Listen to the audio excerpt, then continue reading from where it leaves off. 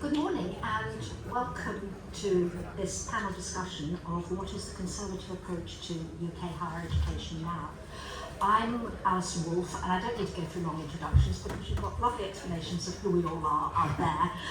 But what we have got on the panel today are the architects of a great deal about our current university sector. And so I thought I would start by saying a little bit, not about what the Conservative approach to UK higher education is now, looking to the future, but about where we are now and the extent to which, when you stop and think about it, you realise is the product of previous Conservative policies and actions.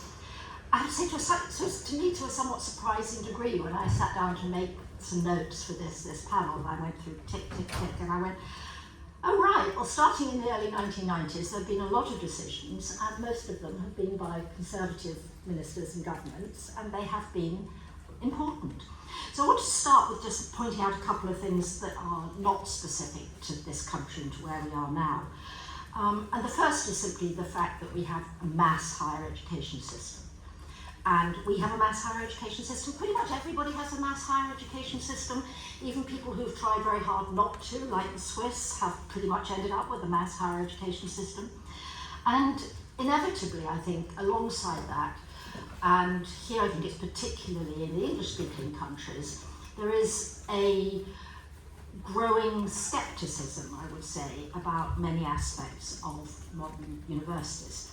Not completely negative by any means, and those of you who have already read some of the products of the work that the Policy Institute of King's is doing will realise that it's a mixed picture, but some real scepticism. And as I said, this is not just a British phenomenon. So that's where we're the same as everybody else. But there are a number of ways in which I think we're very distinctive. And as I said, many of these come from quite conscious decisions by previous governments. Most of those governments, not all, have been Conservative ones.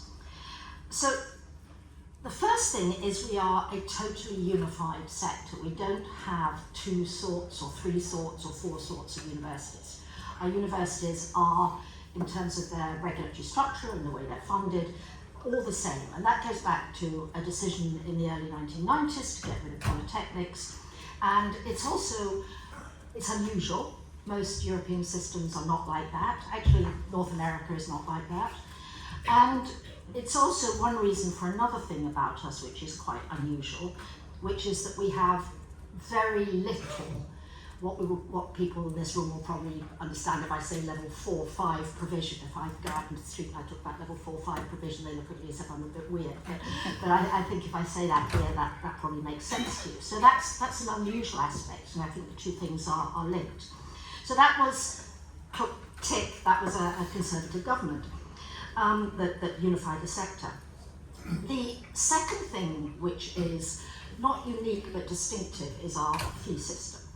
Now, most countries now have some sort of fee system, even if they don't call it a fee, even if they call it a contribution.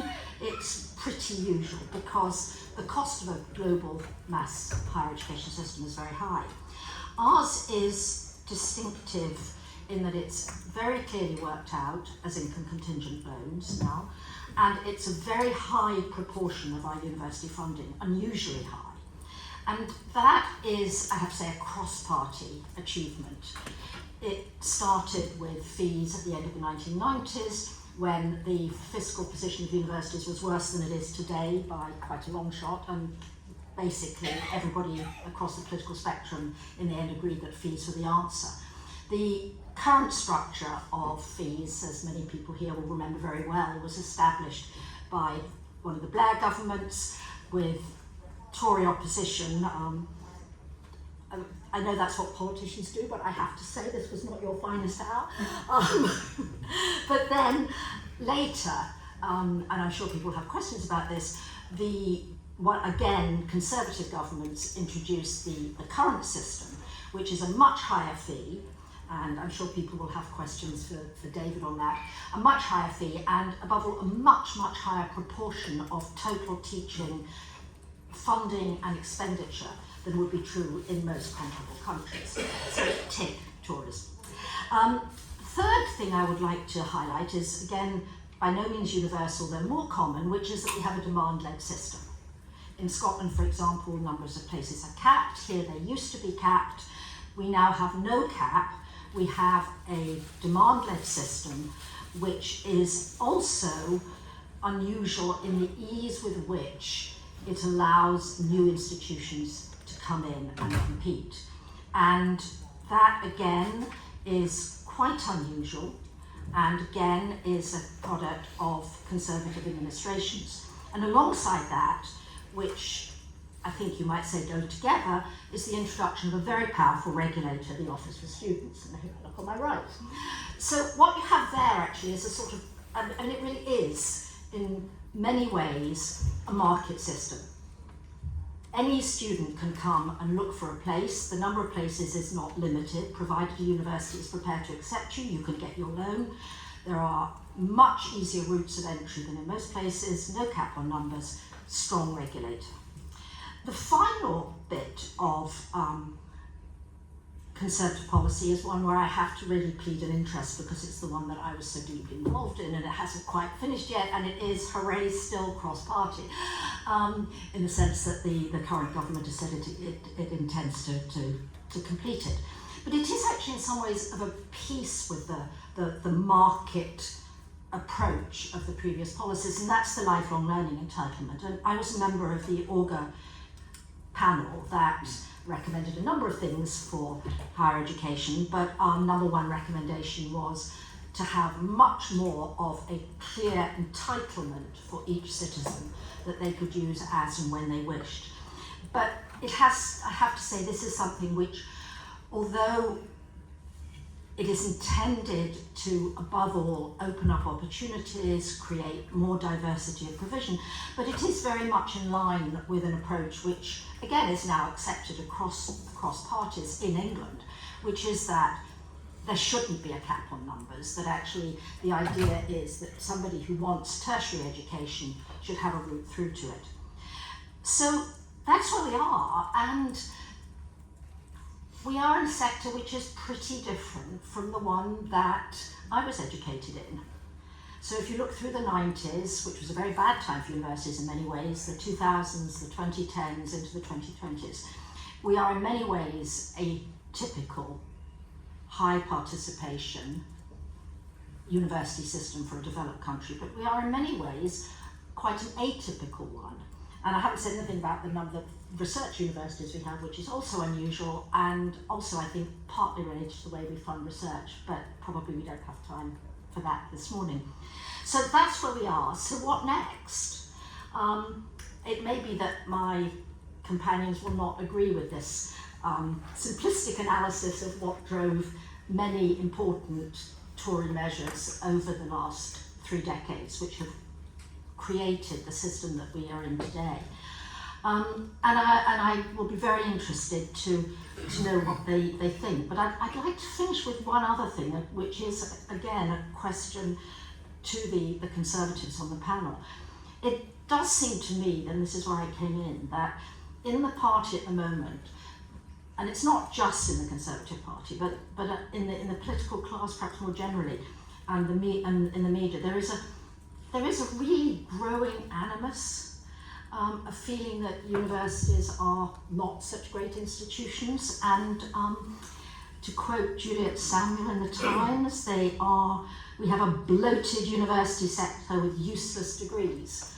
And I don't know quite how that happened, I don't know how deep it runs, and I don't know whether it will affect the Conservative approach to UK higher education in the next 2 decades. But let me start by asking David what he thinks.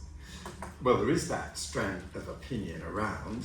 Of course, there always has been. At every stage at which higher education has grown, you will find that narrative, and indeed the Times were very sceptical of the Robbins report because they were classic incumbents. They were the newspaper for the people who had got to university already in the old system and didn't want 2 more extras to come. So there's always been that narrative.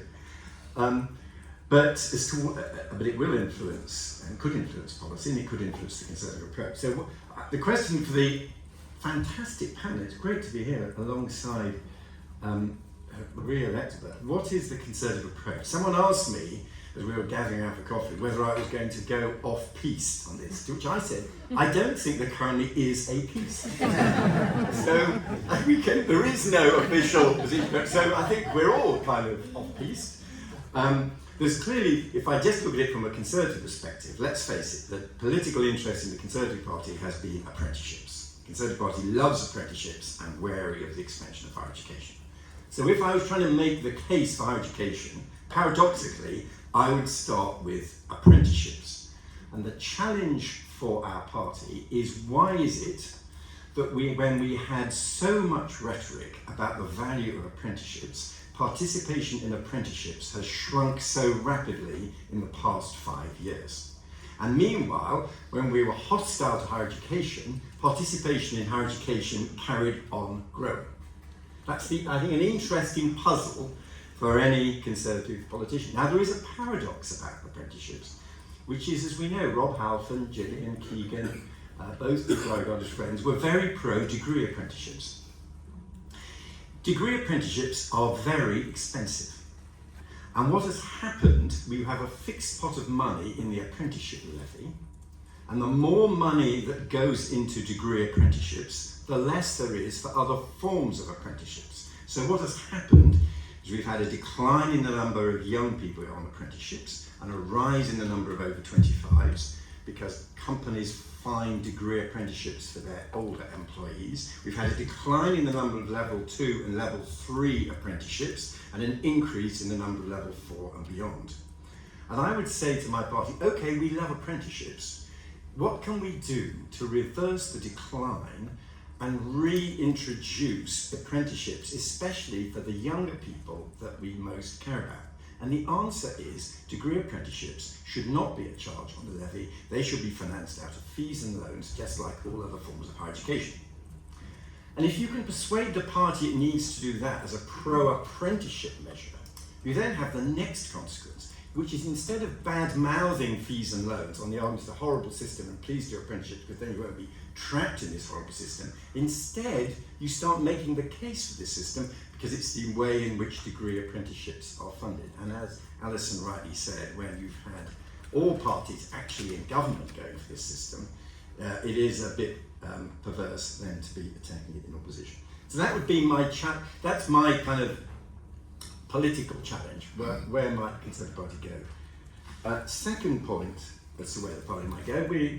There's a growth challenge, and we've just published a resolution foundation, a first assessment on how far we think Labour might be able to go to raise the growth rate, and they've set an ambitious target. They say getting to G7, best performing G7 on GDP per head is the US on 1.5%. We're on about 1.0%. You have to raise our growth rate by 0.5%. GDP per head. What might you do? Well, it is still the case that by and large graduates are more productive and higher paid than non-graduates. Not because graduates are better people and not being snobbish about it, just because that extra investment in education is not solely signaling, Alison, and it is not solely evidence of, and it's not solely a selection effect. There is actually a genuine investment in human capital. So if you want to grow for growth, as a report by Gavin Conlon of London Economics, the DFE last year showed, if anything, the only bit of the British economy which is still driving growth is the composition effect of some increase in the number of graduates. So it's part of a growth agenda, and that I found, arguing with George Osborne and getting the numbers cap lifted, was one of the most persuasive arguments. Third point about, which I think is the argument for higher education that the sector is most reluctant to make.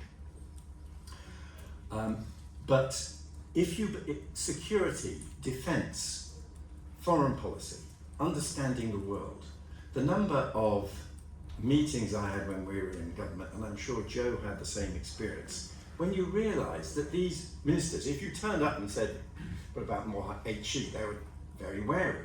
But if you were discussing an international crisis or a hostage taking, or you were for some reason attending on a one-off basis for some discussion at National Security Council, you would find everybody just assumed that wherever a hostage was taken in the world, or whatever the language that the kidnappers or the terrorists were using. We had within the UK the resources to understand this place and speak that language. And this isn't just a sort of accident, this is actually, there are not many countries that have that capability, and we have it above all because of our higher education system. And the security agencies, for example, are very keen that we carry on producing people who can speak a wide range of languages and have an understanding of a diverse range of cultures. And if you want to navigate Britain through a hostile and tricky environment, having a large amount of high quality students and research in universities is very valuable. And then my final point, which is actually a comment on what Alison just said, because I think, as always with Alison, she's so plugged in. It's a kind of one of the straws in the wind at the moment. Why do we have all these universities in what she called a single unified system? And lots of Russell Group academics love the Californian model, where you allocate roles to universities, but of course you can only have the Californian model if you have a state-controlled system, if you have a superior governing authority that fixes those roles. So the deal is, if you want to allocate roles to universities, a bit like the attempt to create an elite Premier League the other year, you are going to have to sacrifice a high level of autonomy and have some superior body that chooses who plays which role, which has always been a big challenge for our system, which is highly autonomous. Moreover, if you look, although there is it's actually a very diverse system. If you look at how we allocate research funding in UK RI, you will find it is very heavily concentrated. And we have looked at options in government, and I suspect Joe has as well, when you say, why don't we just say, we'll not allocate research to 50 non-research active universities. What you find is, you lose a few areas of real excellence and you don't save much money to put much more extra into Oxford or Cambridge or Manchester, and you decide the game is not worth the candle. And having Northumbria or a generation back Warwick or now Bournemouth in media thriving in particular niche areas is actually a strength of the system, and taking money off them, it's a marginal gain for the elite, but is a real loss of research diversity. Thank you. We can continue that argument. Alex, it would be very interesting after that to get your perspective. Absolutely. I imagine most of the discussion today will be around the state of universities and the sector, but what I'd like to look at is what all of this means for students, because we've seen a lot of talk about fees and their need to rise in line with inflation recently, but I think when we have that conversation, it's important to remember that the funding crisis universities are facing is inextricably connected to the student cost of living crisis and then to the burden of debt that our graduates face. And as a result of that, we can't be looking for a quick fix for one without the other. There's no point providing the conditions for universities to be financially sustainable without allowing students enough money to live comfortably throughout university, or providing students the conditions to graduate with a debt that they can deal with. And the same would obviously be said for comfortable students, for institutions on the brink of collapse. And on that sort of note of balance, but at NUS obviously we want to see education as a public good, run like a public good, but we're also realists, and we know that that's not the situation that we find ourselves in, so long as HE is run as a market. Government has a responsibility to create the conditions for institutions and students to be successful within that market. But very practically, what does that look like? And to us, it means a market that doesn't rely on the unsustainable over-recruitment of students, because universities are currently not well funded enough. Because for students, that doesn't bode well. It leads to more expensive housing, often further out from campus than it should be, when numbers go up higher than the number of houses being built.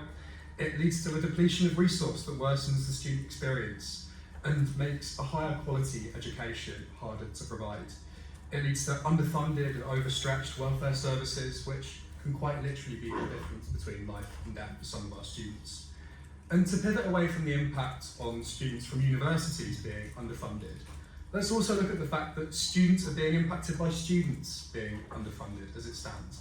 Because time and time again, we've heard this argument about the need for fees to go up in line with inflation, or for teaching grants to be expanded, but the same conversation needs to be had about maintenance loans going up in line with inflation. Because after paying rent and other bills, and this was terrifying when I found this out, the average student has just 50p per week in their bank account.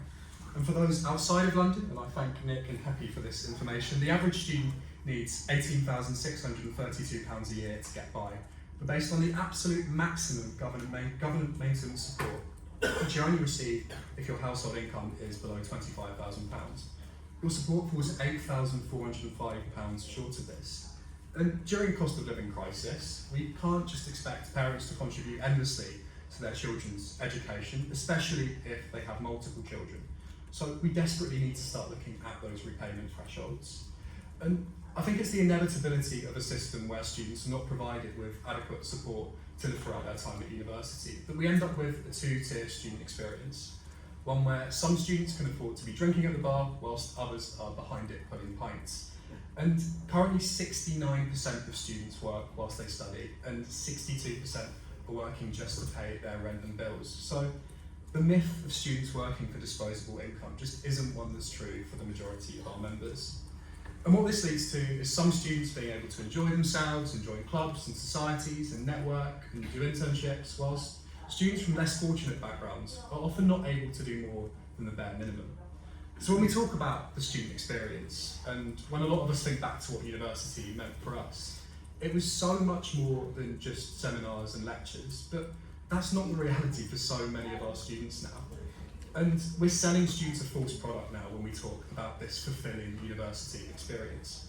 And look, we're speaking about the conservative approach. If you take the sector as a market and the student as a consumer, then this is false advertisement that we're talking about, and that's just not good enough.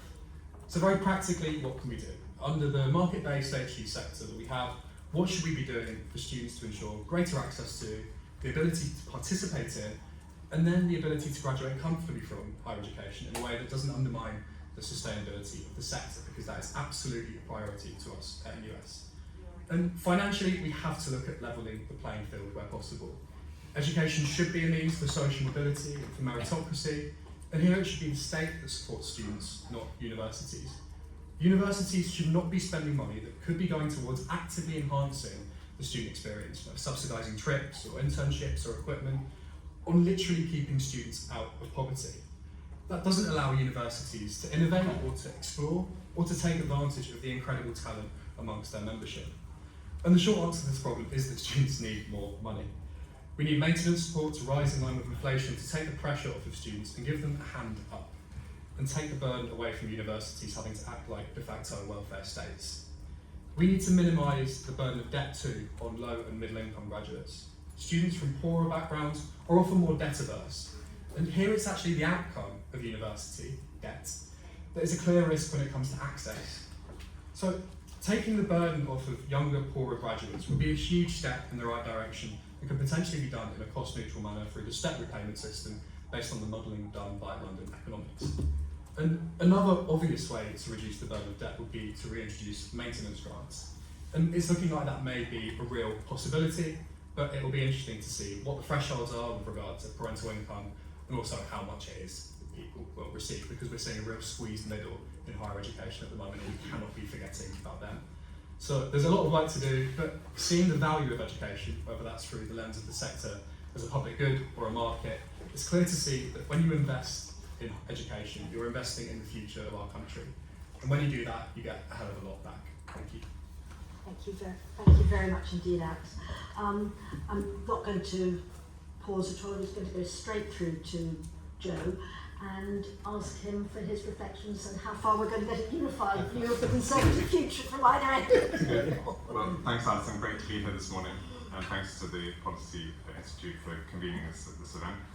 David worried about going off-piste. I think the real worry is that it's the Conservative Party that's gone off-piste, frankly, when it comes to higher education. And I think you can look at it in three ways with respect to three sort of crucial questions. First is widening participation and attitudes towards expansion of the sector.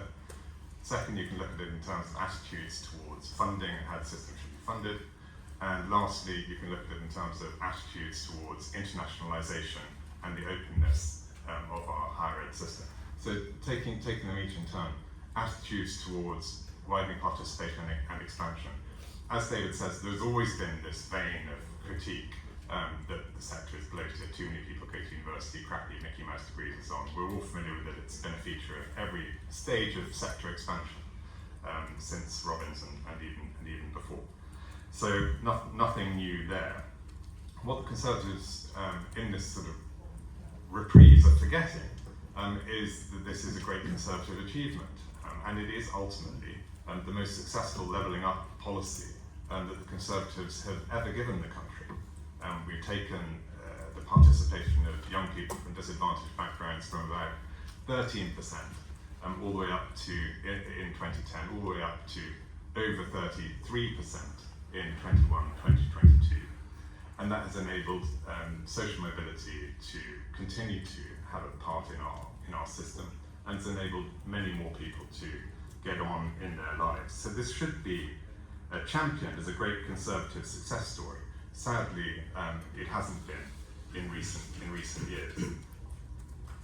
And I think we should also remember that it is a Conservative success story precisely for the reason Alison mentioned. We have a demand-led system that was made possible only by the brave decisions on how we fund our system that David and colleagues took back in 2010. Because when you moved to a student finance system that was predominantly funded by fees and loans, you took away a lot of the pressure on the taxpayer and made it more affordable for the Treasury to lift the number controls that were holding back participation and keeping many young people from disadvantaged backgrounds out of higher education altogether. So those two factors are intimately linked. Turning to funding, the Conservatives were on track in 2010, 2011 when they moved to the fee system that David put in place. And I think the system remained on track until 2017, which was the last year in which we had a sensible uplift of those fees with inflation. And we did so, as people may remember, by saying that institutions who were able to demonstrate that they could deliver good teaching and high quality student outcomes would be able to increase their fees with inflation. And that created a valuable alignment between the sticker price to the student and the returns that the student got in the form of teaching and student outcomes. It also aligned them with the interests of the Treasury. Since 2017, the Conservatives have lost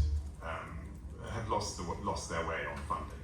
The erosion of the real terms value of the fee over the last 6 or so years has been irresponsible. It has stretched the unit of resource beyond what it can endure, to the detriment of students who are experiencing worse quality teaching and depriving institutions of the resources which they need to undertake a whole host of activities, including research. So the Conservatives need to refine their way on that respect, and in my view, return to the system which was in place, which enables fees to be indexed with inflation. And I'm encouraged by recent reports in the media that this might be what the Labour Party is intending. I do think the Conservatives would be mistaken to be opportunistic in criticising Labour and indeed opposing Labour if that is the path that they choose. I think the only grounds on which it would be legitimate to oppose such an increase in fees with inflation would be if there were not a link to quality and outcomes, and if there were no quid pro quo and no alignment with the experience of the students and of the interests of the taxpayer in that process. So I do think it's important that if any increase in fees is granted, that there is a clear link to the teaching excellence framework. Finally, on internationalisation, I mean, what a shambles it's been over recent years. The negative language, the hostility towards international students, clearly they bring enormous advantages to our system, to our country, to our society. And from the Conservative point of view, it was such an own goal because international students were so supportive of so many of the policy goals that the Conservatives themselves advocated. So levelling up, there were parts of the country that benefited tremendously from the presence of international students. Think of Teesside, for example, where each intake of students at Teesside University brought about £300 million in economic activity to towns like Darlington and Stockport. So huge value to the levelling up agenda, huge value to Britain's soft power agenda, the so-called Global Britain theme that the Conservatives were pumping for a while, as well as, of course, the idea that Britain was going to be a science superpower. So international students were hugely supportive of so many key Conservative agendas that it was mystifying that the last government managed to get itself in such a knot and to become so hostile to it. I'm really heartened by the very positive language towards international students that the new government has adopted, Bridget Phillipson and Jackie Smith, and hope that the Conservatives, in their new incarnation, won't go back to the old ways. Thank you. Thank you very much, Joe. I'm just going to go straight on to Nick. Thanks. I'm going to stand up if that's okay. And it's fantastic to be here doing this event with the King's Policy Institute. There's been a lot of agreement, and there'll probably be a bit more agreement from me, but I'm going to start with one slight point of disagreement, Alison, because your introductory remarks talked a lot about how we have a homogenous system with a single regulatory regime, a single fee cap. My boss, Professor Dame Stanley, Chair of HEPI Trustees, is in the audience and is Principal of St Andrews University. And I think we should remember the Conservative and Unionist Party only designed one of the 4 higher education systems that we have across the UK. And you mentioned something. But just to lay on the record, because of course there are similar debates going on that are similar but different in all 4 parts. Nick, can I just suggest you move to one side? You've got the... Well, I'll sit back down. Yeah, I'll sit back down. The first thing I wanted to say, and I'll go fairly quickly because I don't want to repeat what's been said, but I actually think, given there isn't, for the reasons we've heard, a Conservative policy on higher education at this moment because of the leadership election, we should look back on the last 14 years, and I separate it into 2 because I think the first half of those 14 years, actually the Conservative Party had a very, and I'm speaking on behalf of HEPI, absolutely not on behalf of the Conservative Party, but had a very good record on higher education in England because we got more, I say we because I was working with David Willetts at the time, more money for teaching into universities, more places by uncapping students, and particularly in Joe's time, of course, a particular focus on teaching through the TEF and the new regulatory regime, and so on and so forth. There were other areas where things didn't go so well. I think particularly the stop on international students. And there are other areas where I think, frankly, it was just a bit of a disaster. I mean, this time last year at the Conservative Party conference,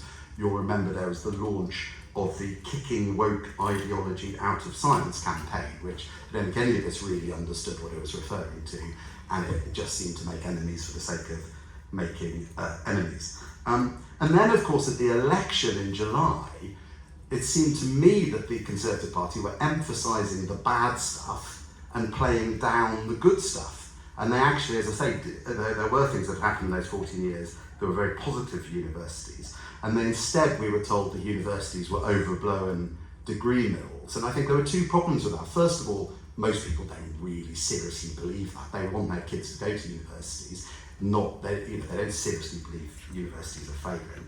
And secondly, if it had been true that universities were overblown degree mills, whose fault would it have been, given the Conservative Party had been in power for those previous 14 years? So where should the Conservative Party go now? One of my very first Conservative Party conferences was in 2002 in Bournemouth, and I was working with David Willetts at the time, but not on higher education policy. Actually, we were working on benefits and work and pensions. And David, I don't know if you remember, you declared the war on lone parents to be over at the 2002 general election. 2002 Conservative Party conference. And I think it's time for the Conservative Party, if they're serious about showing they've changed, to say the war on universities is over. Peter Kyle, the Labour Minister for Science, Innovation and Technology, Secretary of State, has said that, but of course he wasn't a participant in that war, so it doesn't have as much meaning coming from him as it would from a Conservative. And the other reason why I think it would make sense to have a statement like that is, of course, the other areas the Conservatives want to deliver on are completely unachievable without universities. You can't have regeneration, you can't have civic renewal, you can't have economic growth, you can't have fixing the skills gap and therefore reducing demand for migration unless you have universities at their heart. And of course, that is why you never meet a Conservative councillor or a Conservative MP who wants to see their local university disappear, even though we do have front benchers sometimes saying we have too many universities. And I would go further than that, of course, because all the big places without universities are desperate to have them. And even more than that, if you look at where the biggest places in England without universities are, they are towns and cities that the Conservative Party lost in July. So Peterborough, 2 seats in Milton Keynes, where yes, the Open University's there, but there isn't a regular university. Swindon is desperate to have a university and more higher education provision, and all these seats are seats the Conservative Party lost, of course. So if I were the shadow higher education minister, I think I would do 3 things. First, I would do more to help universities help themselves. There are things that the government and the opposition could put pressure on the government can do to help universities help themselves. The most obvious is sorting out pensions. You know, if you're a post-92 university and you're in the teacher's pension scheme, then close to 30% on top of your wage bill is going into pension contributions. That's enshrined in primary legislation and needs changing. Secondly, I would have sharper regulation. I think the OFS has too many responsibilities, and I think actually Jackie Smith and the new government have been quite smart about trying to tidy those up and give the OFS fewer responsibilities, particularly around financial sustainability. I would remove quality assurance. I'm not proclaiming that a big vote winner, but I would remove quality assurance out of the OFS again to help them become smaller and sharper, I suppose, smarter.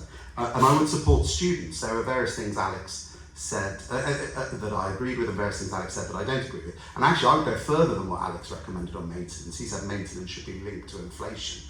But actually it's fallen so far behind inflation over the last few years, and rents have gone up by so much. I think we need maintenance to go up by more than inflation. So I don't think the Conservatives should disown the inheritance they left entirely on higher education. I think they should join the dots between the Tories' low level of support among younger people and the rhetoric around universities. And I think they should build an alternative approach based on what is good for students. And my final comment is I would love to urge the 4 Conservative leadership candidates to go and visit my local university. I live in Buckinghamshire, and my local university is a fairly unprestigious university in the ways we measure prestige in universities, but it trains the teaching assistants for my kids' schools, it trains the nurses for our local hospital, it trains the police officers for the county, and in fact far beyond the county. But yet it's probably the sort of place lots of Conservatives would think should be closed down because it's not research intensive, there's lots of wider participation activity, particularly around Gypsies, Rome, the Travellers actually, because it leads the work on that, and it's not centuries old. And that university is Buckinghamshire New University in High Wycombe. And yet if you go into Buckinghamshire New University in High Wycombe, the first thing you will see in the reception, emblazoned on the wall in huge painted letters, is a quote by a Conservative Prime Minister. And that quote is, "A university should be a place for light, of liberty and of learning." And that was Benjamin Disraeli in the House of Commons in 1873. And I would end by saying that whoever is the new shadow education team when there's a new leader in place come early November should adopt that as the motto going forward. Thank you. Thank you very much indeed, Nick. And I can't resist picking up on your Disraeli quote and having a dig at the Tories. I mean, in my audience. I mean, because as far as I can understand, there's a lot of discussion going on in these halls about what is a true Conservative. And I would love to know how many people think that Benjamin Disraeli was a true Conservative, because he does seem to me to be a very interesting person to look at in the light of many of these discussions that we are having. John Hayes was on the radio this morning, and the interviewer, he said to the interviewer, "I'm the only Tory MP who carries a picture of Benjamin Disraeli in my pocket." And the interviewer said, "I don't believe you, prove it." And he pulled it out. Dog-eared picture of Benjamin Disraeli. Okay, so huge amount to think about there, and I know lots of questions to come from the audience. I just want to say 2 things quickly. The Conservatives are not responsible for the way that Scotland, or indeed to a large extent Wales and Northern Ireland, are developing, because of course these are devolved administrations and on higher education. But I would like to put in an advert for this thing that's on your chairs, because it is quite interesting at this point to look at where we are like and where we're not like Scotland, Wales, Northern Ireland, and indeed the Republic, because obviously the advantage of having systems that are very like yours but not quite like yours is that they highlight very quickly where yours is doing something right, doing something wrong, what's possible and what isn't possible.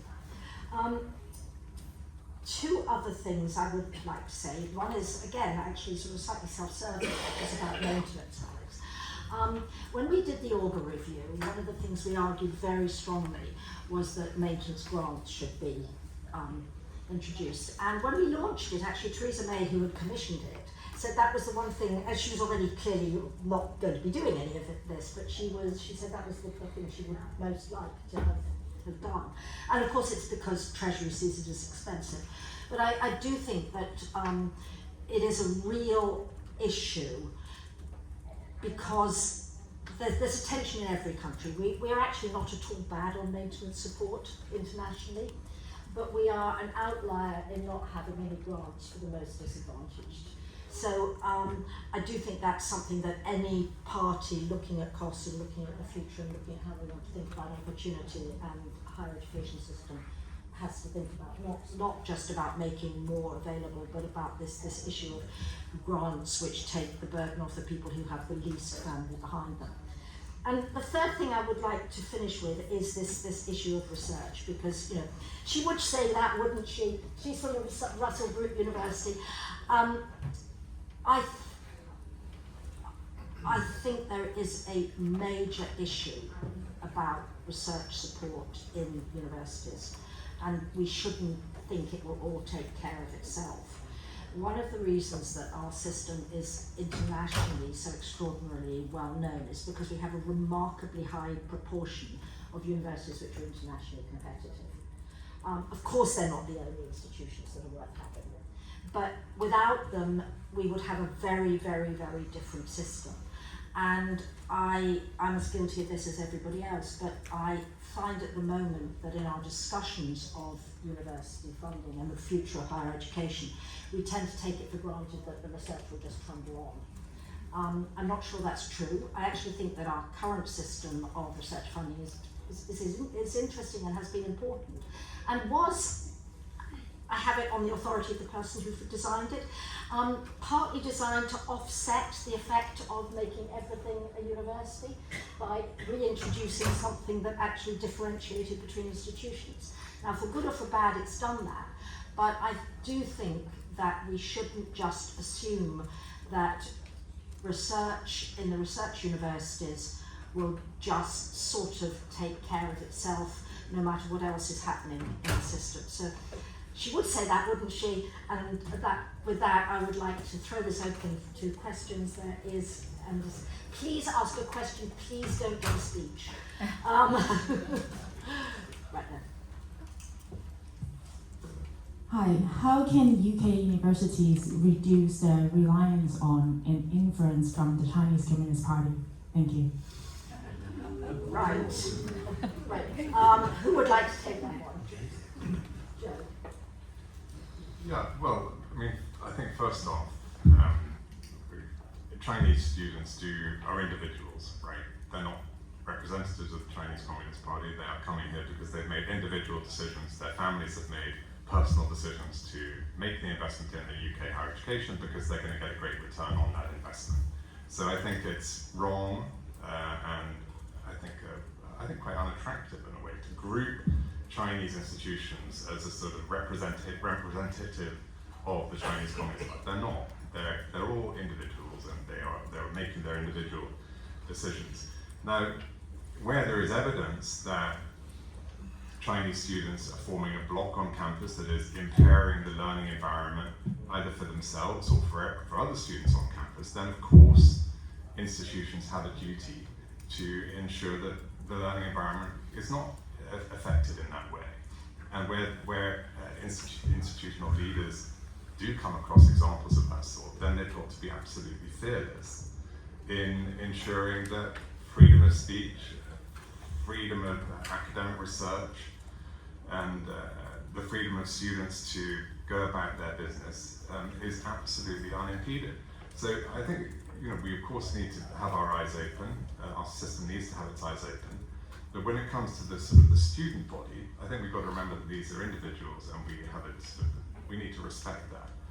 On the research side, there are of course important concerns, and I think the UK has been playing catch up in this respect in terms of ensuring that sufficient safeguards have been put in place to make sure that research isn't being used for wrong purposes, and that any bad actors are weeded out of the system. And I'm sure there's more work still to be done. But the UK has been changing its position on China over the last 6 or 7 years, and our universities have been part of that process of adjusting.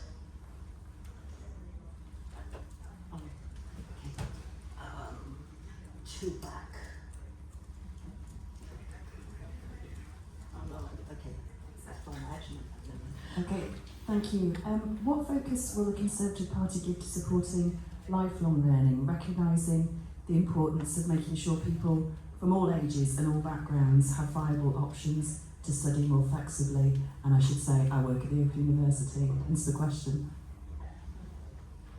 David, do you want to take that? Well, I mean, Alison, I kind of think you should answer that. Well, yeah, the question was, what's the Conservative Party going to do? And I can't have any inputs on that. I mean, very briefly, I mean, I think there is the apprenticeship levy, and if there's any person who can crack this, it will be Alison. Something that enabled, as we have an announcement from the Labour government, they're going to have more flexibility on the use of the apprenticeship levy.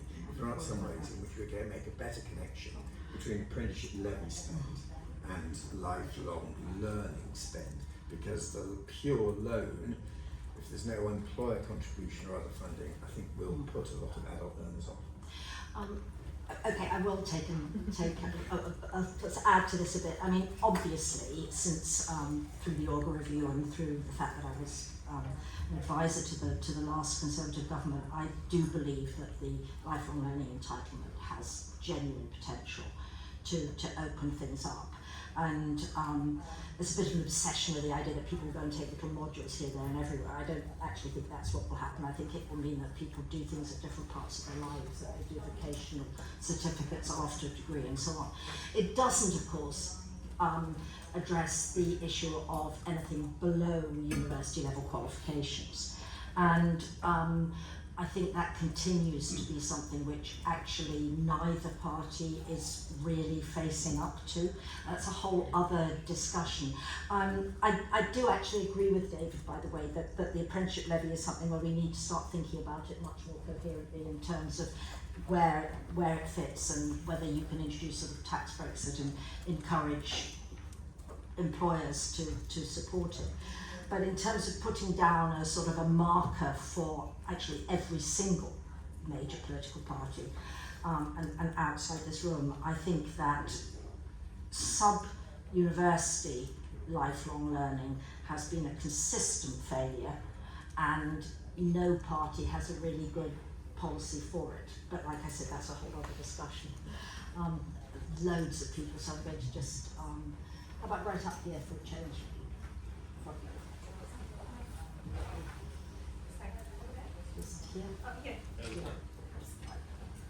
I was going to. I want to ask. What about commercialising IP and fostering more spin outs out of university? Is that a route to expanding the funding models of the universities? Lord Hay did a report with Onwards about a few weeks ago. I don't know if any of you saw that, and that was about what more support can we give universities to spin outs and stuff.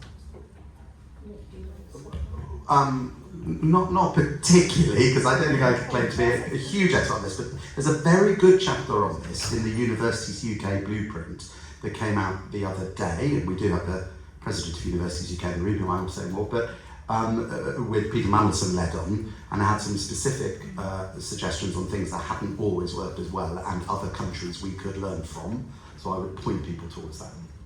Did you want to add something? I would just say, actually, if you look at spin-outs, our ratio of spin-outs to research funding is high. Mm-hmm. It's one of the highest in the world. It's alongside the US. If anything, my theory is that we're spinning out entities too early on when they're fragile. We're pushing them out of the nest when they're not viable, and should remain as academic projects for a bit longer and then be commercialised when they're more robust. I think some universities just think there's a sort of tick in the box if they show they've done lots of spin-outs. And I think and I think, if I may say, I think William Hague was wrong to pick on that as a metric. I'd rather have, to be honest, fewer spin-outs and better scale-up funding. Thank you. I'm Graham Hutton from Newcastle-under-Lyme, Chairman of the Association and a County Councillor. My local university is Keele. It's not a Russell Group university, and yet it's one of the most successful research universities because it's got a big park around it with lots of companies in it. However, my question for the panel is, I recently read yesterday there are 800,000 NEETs in Britain, and a significant proportion of those are people who have gone through tertiary education and somehow dropped out.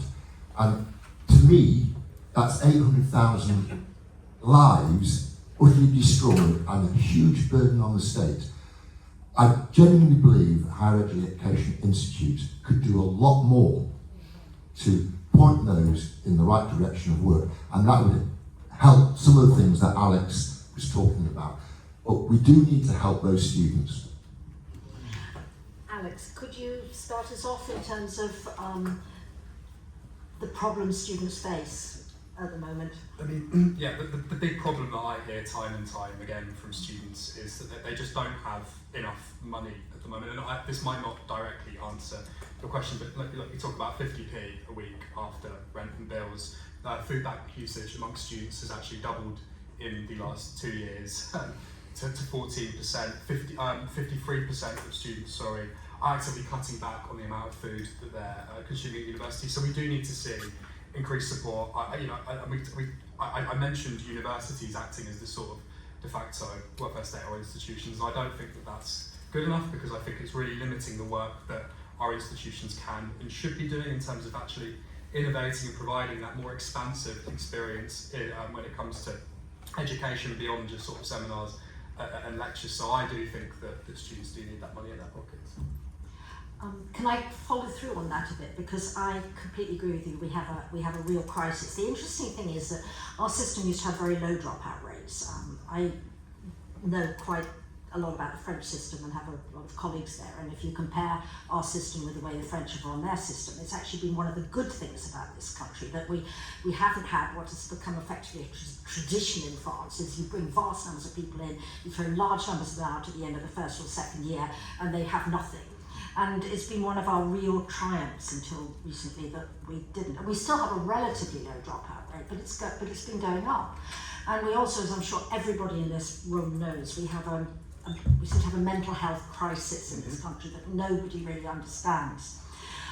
So this is actually a sort of, I don't think we know what is going on really, to a considerable extent. I don't think it's just because of the universities. I do think that the fact that if you start a degree and you drop out, you normally have nothing, is not good. Again, talking about all the recommendations which I wish had been implemented. One of the things we said that ought to be happening is that everybody had a clear part-way qualification partway through a degree. But I actually think it's a huge priority that we should understand this, because it's something we used to do well and we're somehow now not doing it as well, and I think it's related to this whole mental health crisis that goes across the highly educated and the less educated. On the whole, it's even worse if you don't even have a upper secondary qualification. Keele, by the way, is wonderful.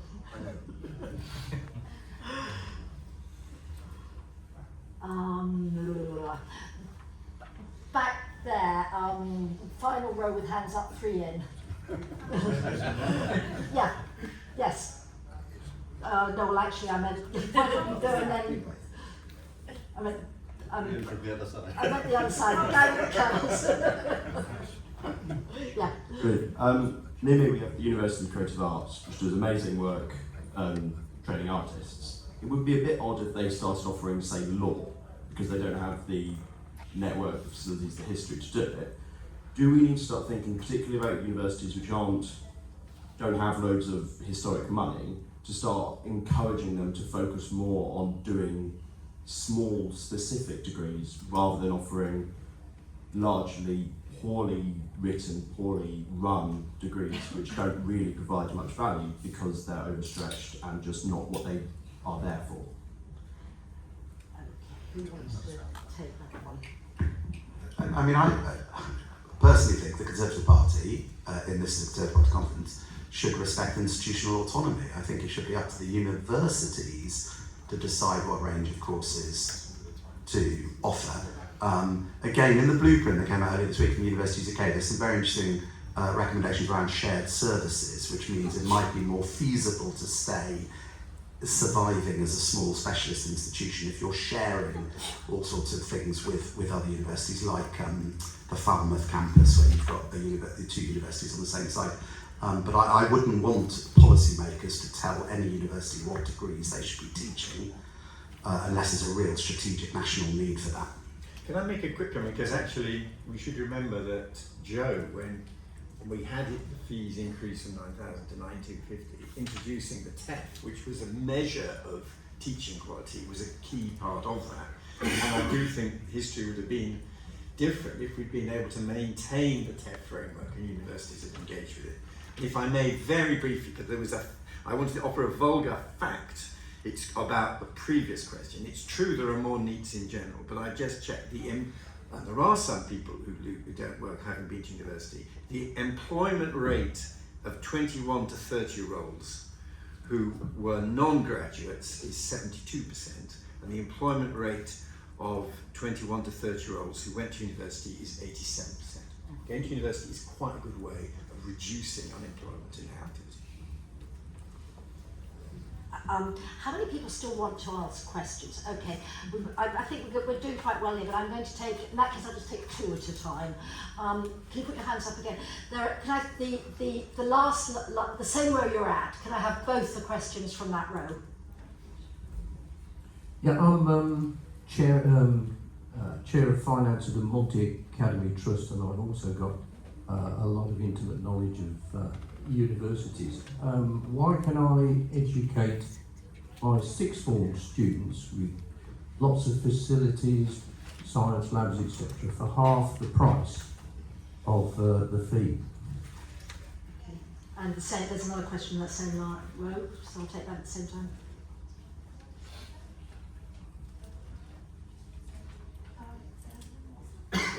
Yes.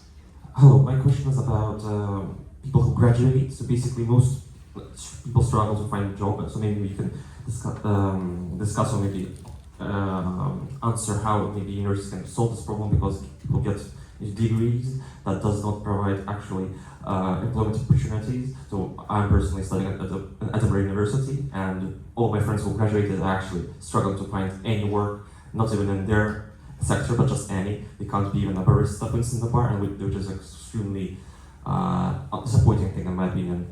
Thanks. Okay, so David and Joe, I'm going to ask you two to come in on that, because I know you probably been asked this before, not least by some fellow Conservative peers. There's the endless sort of school versus higher education issue in the funding.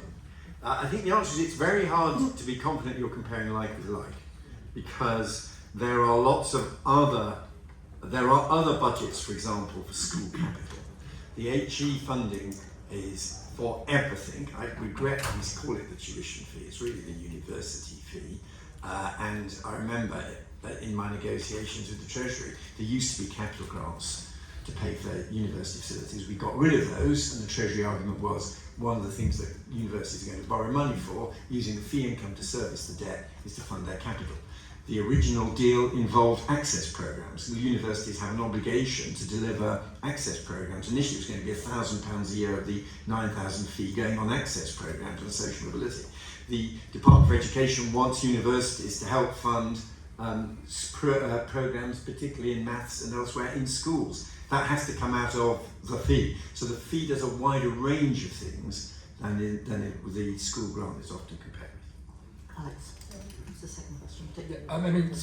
So on this piece about graduates struggling to find jobs, I think one thing I'll say is I'll come back to the idea of two-tier student experience, because a lot of the students that I speak to, one of the big things they're missing out on when they're having to work isn't just the social side of things, it isn't just the clubs and societies, it's also things like internships and networking, which makes you 10 times more employable. So we need to level the playing field in that sense, so that we have graduates who are able to present themselves as employable, because look, when the number of students rises as quickly as it has, and the market is struggling to keep up. We need to ensure that all students are competitive in that way, and on that point of there not being enough jobs, I think Rachel Reeves will have a lot to answer to when it comes to that growth piece, and I think that'll be very interesting to see how the job market responds to that.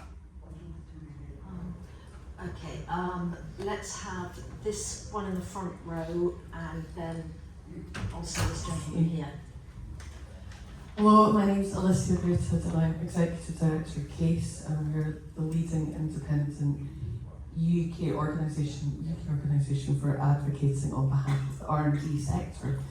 So I think this is just a fascinating discussion, and the honesty that's come out of and off-pistedness has been brilliant. So the comments that Joe Johnson said about the hostile language, I think probably resonated with everybody in this room and on the panel, and I think it's something we want to help you change. What I was going to ask you is, what do you think resonates with politicians and MPs in terms of the argument of the higher education sector? Just to add a little bit, in CASE we've been doing a lot of work on public attitudes towards research and development, and we've also been doing a lot of work on the intangible benefits of universities. And there's been some really interesting messaging around the advantages of business, socio-economic mobility, for example. So the question is what resonates? The question is what resonates with politicians. Right. And can you take that one down there as well, please? Thank you. Good morning, David Body. I've been involved in international student recruitment. We're looking at the future of the Conservative Party and its higher education policy. To the two politicians on the panel, will you advocate through the next layer of Conservative leadership that international students are removed from the migration numbers? And will you also advocate some change to the post-work regime, post-study regime, which would allow international students to really get the benefit in this country of their studies? Joe, do you want to Sure. start? Yeah. So in terms of what resonates, I think what resonates effectively is when universities present themselves as significant regional economic actors, and the largest employers in their community anchor institutions that support jobs in their local community and bring economic activity. I think that's one of the most powerful arguments. I think an equally powerful one is around the role institutions play in driving social mobility and ensuring opportunities for people from disadvantaged backgrounds. I think those two are the single most compelling sets of arguments. In terms of the international students and the cap and the target and all the rest of it, I think the crucial thing is not so much that they're removed from the immigration statistics, though that would be helpful, because that's a matter of sort of high theology for the Office for National Statistics, and it is an independent body. I think what is important, more important, is that international students are taken out of any target for reduction in net migration, because it's up to politicians to determine what composes that target. And I think clearly we need to look at international students as a very different category. They're more like tourists or temporary residents than immigration as the public really understands immigration. So I think leave aside the theology of immigration statistics, but politicians have it within their control to get them out of the targets that they themselves set. I very much endorse what Joe just said, and I would add that there is, what is striking is if you look at the major countries attracting overseas students, and let's face it, it's the predominantly English-speaking countries, Australia, US, Canada, us. We're the only one that tries to use the UN statistic as a basis for policy. Every other country with a large inflow of overseas students makes a distinction between people coming permanently for settlement and temporary migration. We're the only overseas student-focused economy that also tries to operate policy on UN measure, and I completely agree with what Joe said. Could I just add to that I completely agree about the measure, but it is perhaps also worth noting that I don't think this is going to be an issue that's going to go away in a hurry in any English-speaking country.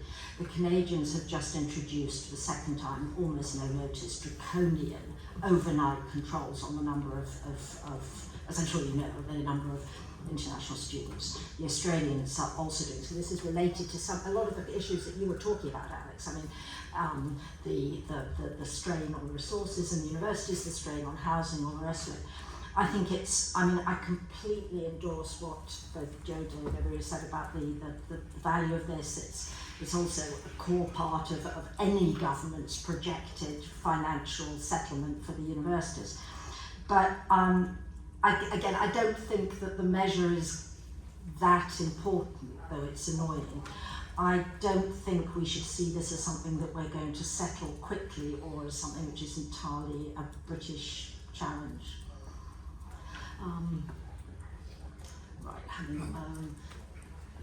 This row, there are two here, so let's work our way forward and maybe we won't run out. No, the row you were standing by, there were two people there.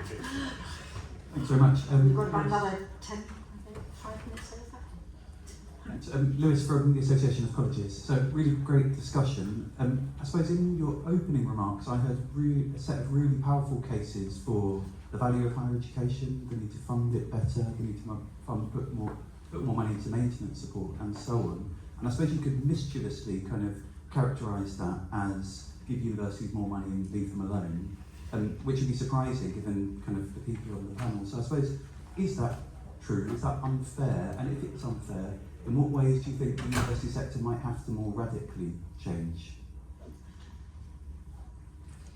Paul Stanley from Excellent Battle. Just to be slightly controversial, as Conservatives we believe in free markets. If universities were businesses, they'd be looking at their productivity and they'd be looking at their outputs, not in terms of the output of numbers of students, but what those students end up doing. Should we be trying to apply more free market principles to our university policies? Okay, well, I might start with Alex on that one a little bit. Looking at it from a student point of view, I mean, should universities be more like businesses? Would this make them better from a student point of view?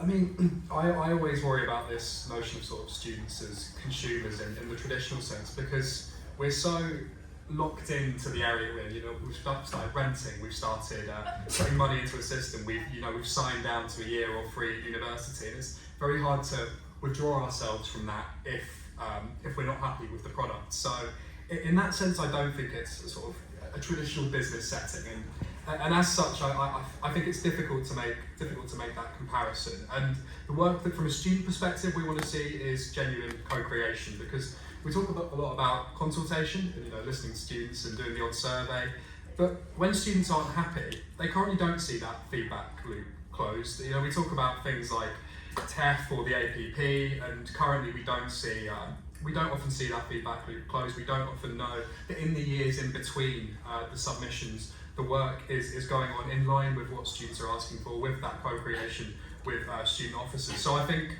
where we don't have that ability to withdraw ourselves, and it's harder to remove ourselves from this quote-unquote product, that's the route that I'd be taking. So there were two questions on that. I mean, Lewis, the AOC, I mean, you make a good point that, of course, colleges are themselves providers of higher education, so however much money is available for higher education also does go into colleges. I mean, I recognise your caricature. It was once said the Vice-Chancellor's perfect way of funding a university would be for a lorry to turn up once a year full of money, drive away again and come back a year later. So I recognise, but actually I believe in good regulation, and I think the OFS still has some way to go on that, but I do believe in it. Of course, again, I wasn't actually expecting to talk about the blueprint so much, but it was a very important document that came out on Monday from the UK, and there's again a very good chapter overseen by David Phoenix, Vice-Chancellor of London South Bank University Group, because there's a college in the same group as the university, and that's a very interesting model. Nottingham Trent's got a very interesting model, as you know, of delivering in Mansfield. So a lot of different models out there, and I don't know which is the best one, frankly, and I would like to see them. Maybe the market is the best way to deliver that. I mean, on the market question, it's interesting. People always go, they always think they've got a very clever killer argument against the sort of Willetts, Johnson reforms, is, oh, it's not a pure market. But it was never meant to be a completely pure market. And most of the people who attack it for not being a pure market tend to be on the left, who presumably wouldn't want a market anyway. So I always think it's a weird sort of, I always find that a slightly odd argument and a bit of a red herring. Joe? Yeah, I just wanted to say, I mean, in my ideal solution, there wouldn't be a something for nothing where universities get more money from the taxpayer in the form of underwritten loans. I think it should be a very clear system whereby there's an alignment with the outcomes and the performance of universities, and that was the original idea, certainly in the 2017 fee uplift, that there was a relationship between the measurable outcomes that universities were delivering in terms of completion and progression. And that, I think, creates a really valuable alignment so that it's not just more free money from the government. As Joe knows, I have some quibbles where that's concerned, whether it's doable, but it's definitely a clear position, and it was always clearly your position with the chair. How many people? Okay, I think if people are willing to hang on for 5 more minutes and keep this brief, I think we can get through everybody. But I'm going to do it with 3 questions here and then 2 questions there. So do you want to go down that row first? There are 2 people there. And if you can then pass it down that way and then... As we come up with the Conservative approach to higher education, is there too much power with central government and the state and the OFS? And should we actually be devolving that as part of our devolution settlements to regions? And also, should we be giving more power over quality to professional bodies who historically held a lot of power, particularly in sciences? Okay, and one more down there. And then one behind you. Andrew McKenzie from the Physiological Society. You mentioned Scotland, and I wondered what your main lesson would be of the comparison, where, for example, there are no fees for Scottish students. What's the impact on the funding landscape? Thank you, Caitlin from UCAS. It's been a really fascinating discussion and I think hugely insightful for those of us in the sector, but it has felt a little bit removed from some of the more political events and conversations happening around the conference. So I'm just interested in particularly the 2 peers on the panel's perspective on how optimistic you are that the Conservative Party is going to re-embrace higher education, as you both kind of alluded to earlier. Okay, so shall we start with the final question? How optimistic are you? Well, and any answers to the other 2 as well. Yeah. One quick. I think it's a bit early to say, I'm afraid, because I don't have. It's a very competitive field out there. The candidates have quite distinctive positions on higher ed, and it's not very clear yet to me which view is going to end up prevailing.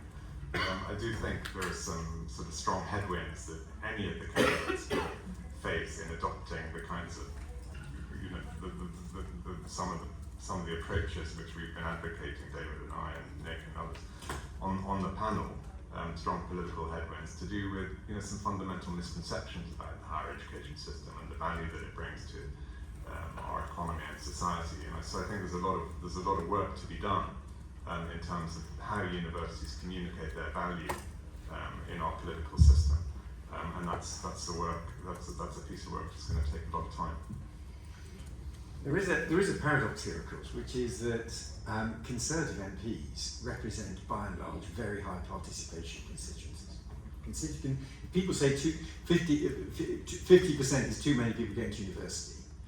The places where it's over 50% are, by and large, the classic Tory areas. It is not a problem in Hull or in East London. It is absolutely a problem across Shire England and in Hertfordshire. And if you look at when we have after the leadership election, a new shadow cabinet, it'd be interesting to see what the participation rates are in their own constituencies. So I think the first proposition is, why don't Conservatives advocate what happens in their own constituencies? I just want to comment on the devolution question, because there is a paradox here. One of the reasons why polytechnics became universities was to give them greater autonomy. When Ken Bacon and then Ken Clark looked at this, their objection to the polytechnic model was that local authorities were micromanaging these higher education institutions. And if you read Truscott, Red Brick, you find what's his big grievance? All these civic dignitaries sitting on committees deciding what universities should do. So to some extent, the shift to university title has been a shift towards greater autonomy for universities. The national government came in to protect universities from greater local interference. Alex, do you want to answer the first question, and then I'll come in quickly on Scotland? Oh, is that on the other? Yes. Yeah, I mean, I think we should. Especially after the Office for Students, I'm sort of quite interested in your views on this. Yeah, I think we should give change a chance when it comes to the OFS. I'm intrigued and relatively optimistic when it comes to David Behan's new approach. I think some of the streamlining focus is positive. I think that focus on the financial sustainability of the sector and what that might look like is really positive. I think moving away from some of the sort of the culture wars that they were involving themselves in is a really positive step in the right direction. I too have some concerns around the focus on quality. I'm not sure if they're necessarily best placed for that conversation, but look, we're going to see the implementation of a lot of the recommendations in the review. I think it's positive that the person who wrote the review, the report, is the person implementing. So I'd give them a chance before we move to any big change. Can I just come back? I'll just say something quickly about Scotland and then we must move to the final questions.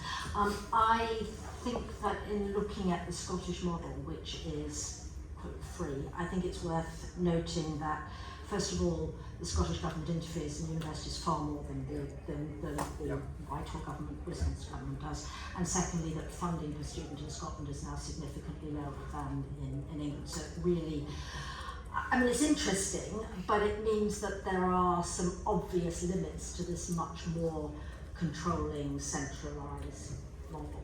Final questions, because I'm conscious that we're already overrunning. There was one there, and I think there was it. So then we've done it. So no more hands. Thank you, panel. My name is Lynn Faulkner. I studied at Queen Mary University of London 60 years ago, when we had 250 students, including only 80,000 women. Today, there are 2.5 million and 1.4 million women. In my day, we had lots of privately funded university apprenticeships, and my view is that too many students now are leaving university with no work experience. My granddaughter has just graduated. Make it quick, because we are already over the limit. My granddaughter has got a job in social work, offered her 4 months before she graduated. And what Nick Hillman said was important. We need to encourage parents and universities to help students think about what they're going to do when they graduate. So that's a request to the Conservative Party, okay? A question particularly for Lord Willetts, which is in the back of everyone's mind. How far does the millstone placed around the necks of young people by Lord Willetts contribute to our latest catastrophic defeat? Right, okay. David, off you go. Well, do you mean by the millstone the graduate repayment? I mean the graduate tax in terms of first of all the level of fees, and secondly of the extortionate interest rate. We won a majority in 2019 with exactly the same system. Well, and led to our recent catastrophic defeat. When I ask people now in the House of Commons and people in the last Parliament, how many graduates come to your constituency surgeries to complain about their repayments? And we're talking about 9% on earnings above £25,000. So someone earning £35,000 paying 9% of 10,000, paying £75 a month. The answer is, in reality, very few graduates do not come and complain. Parents worry more because parents think somehow this debt equals 50,000 less you can take out in a mortgage, which is incorrect. It is a fixed outgoing. It's not like credit card or overdraft debt. It doesn't stop your ability to take out. That's part of the answer, but not really. We are running out of time. I want to go all along here, but Alex, any comments quickly on the interest rate issue? I mean, look, I think we saw a lot of frustration from students when fees went up to £9,000 of students rioting in the streets. But if we look at the big issues, that's repayment and the interest rates, not necessarily just the fee. And I think there we need to talk about a more progressive system, and I think that's something I'd like to see the Conservative Party talking about as much as I'd like Labour to be, and also the fact that students don't have enough money in their pockets right now. I spoke about that 50p. So those are the two issues that we need to be tackling, and I hope that moving forward we'll see some consensus from both major parties on those. I'm going to say something quickly before passing to the right, which is about interest rates. One of the things that we recommended strongly in August was that we get rid of the real interest rate, so you only pay back what you borrow.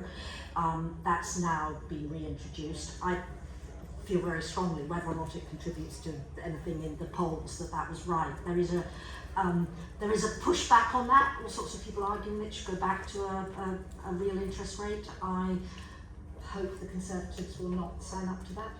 Nick, and then end with Joe. Well, thank you. I haven't plugged any HEPI reports during my session here, but I'll just plug one that we published last week by Tim Loynick that recommended various reforms to the student loan system, which would have included people's debts never going up.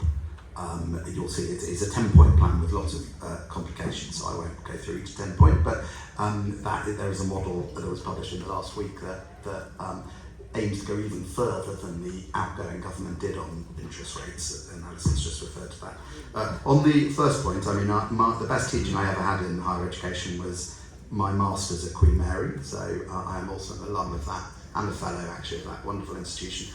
I recognise what you say about the importance of embedding some experience of work, and of course we're sitting just down the road from Aston University, which has the best employment rate of any university in the country once you take the background of their students into account, because they do sandwich years and people have great experience doing the sandwich year and then they get a job, or they find what they don't want to do as well as what they do want to do. But there are lots of different models of getting employer interest into universities. One is designing the curriculum, one is getting lots of outside people in to teach the students, one is sandwich years, one is working in the summer holidays, one is degree apprenticeships. So there are lots of different routes, and I would like to see a multiplicity of routes, because there has been that huge increase in the number of students that you talk about, and so it's absolutely clear that one route is not right for all.